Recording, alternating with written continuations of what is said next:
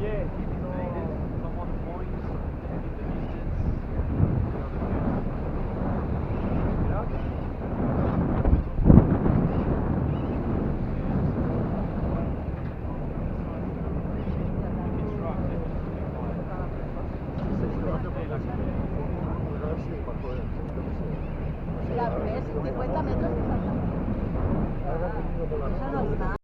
isolate fish from their own schools.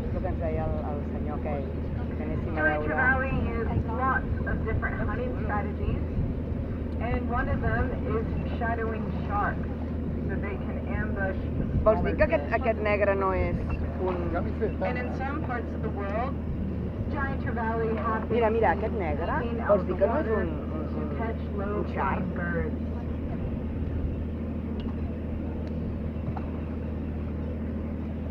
Now the silver giant trevally you see down there, those are the females, or the juveniles, while the larger black ones are the fully grown males.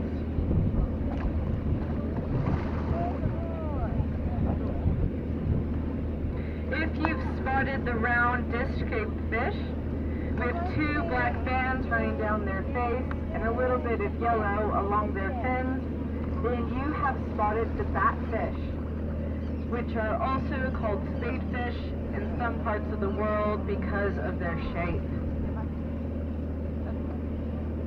Batfish usually don't like hanging around in big groups, but sometimes they can be spotted in schools of up to 100 individuals.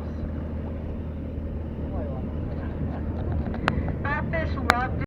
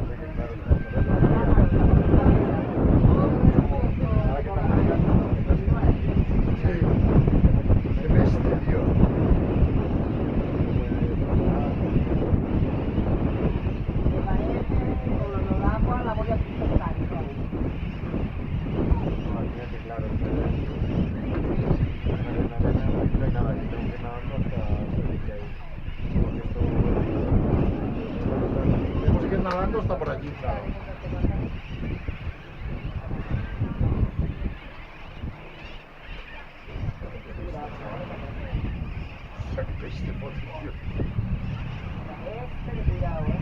Apenas tiros antes.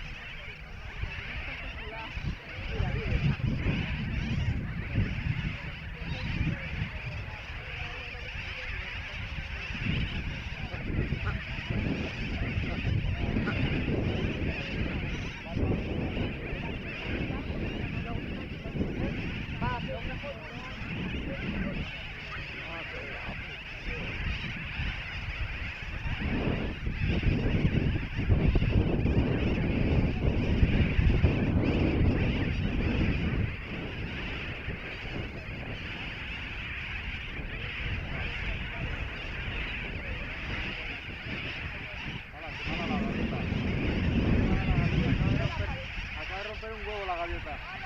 Qué mala.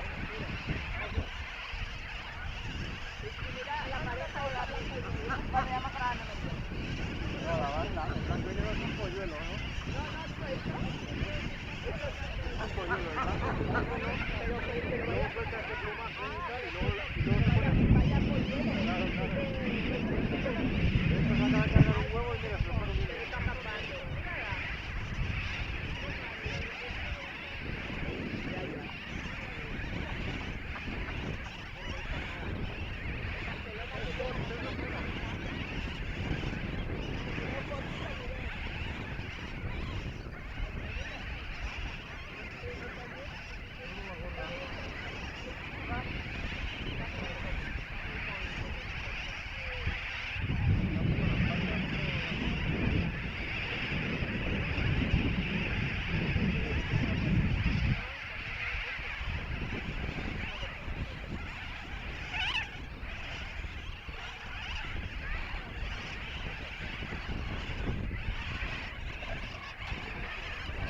It's just layer upon layer upon layer of coral. So what dictates how high that coral grows is the water level. If it can't grow up anymore, it grows out and gets bigger and bigger and bigger. Alrighty. Now just coming up on our left here, we've got this red coral on the corner here, and we call this a gangonia or fan coral. That red one there on the left there. Now it's like a spider's web. As things get carried in and out with the tide, it gets caught up in there. Now also on the left here we have one of our three major types of hard coral, and this is what we call a plating type coral. You see those big discal plate like structures. Now in my opinion, if I go to the pizzeria, my pizza should be that size. Yeah, nice and big. We call that plating coral there, guys. So guys, if you get off this boat and you can identify the three major types of hard coral for me, my job is done. I could bombard you with so much information, but my aim is that you walk off and you're able to identify the three major types, what we call a boulder coral type. Now guys, he grows nice and slow, nice and heavy, and guess what he is waiting for? A cyclone or a storm. So that big surge wave comes through here, smash everything up, and who's left standing? Oh no, they're anchored. Yeah, you're not going to move those guys. Yeah, they're anchored in there. Alright, so that's the strategy of our boulder coral: grow nice and slow, nice and heavy, and wait for a storm or a cyclone to come through here.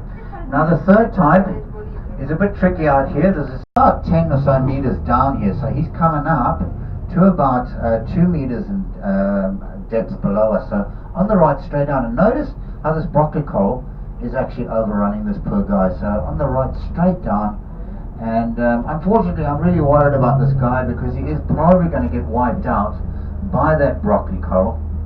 You see the blue coral there, the branching coral there, guys, on the top. Yeah, beautiful branching coral there. Now the third one is our branching coral I was going to talk about. Now the strategy of the branching coral is to grow as quickly as possible and take up as much space as it can. Unfortunately, it is the most fragile one that we have. Now did you notice all the broken coral, guys? Does it look like bits and pieces of branches? Did anyone notice that? Yeah, so when you do see some of these areas with broken coral there, guys, you want plating coral on the top there. Okay, so these systems are growing out. On the left here, guys, two yellow fish there. You see them? It's a pair. A pair of them. Now those are butterfly fish. Very easy to identify. They're always in pairs. We also call them Romeo and Juliet. Okay, now they are born